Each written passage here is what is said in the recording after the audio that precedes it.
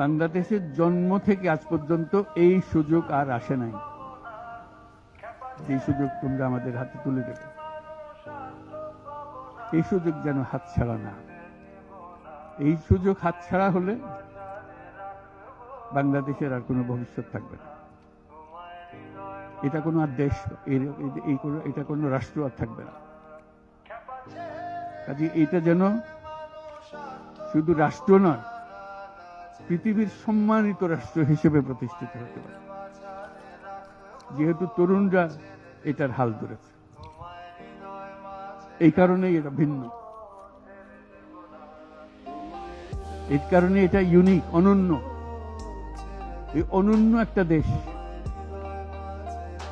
আমরা তৈরি করতে চাই। মানুষ এসে এটা, দুনিয়ার মানুষ এটা এসে দেখে যাবে, তোমাদের কাছে শিখতে আসবে, তোমাদেরকে নিয়ে যাবে।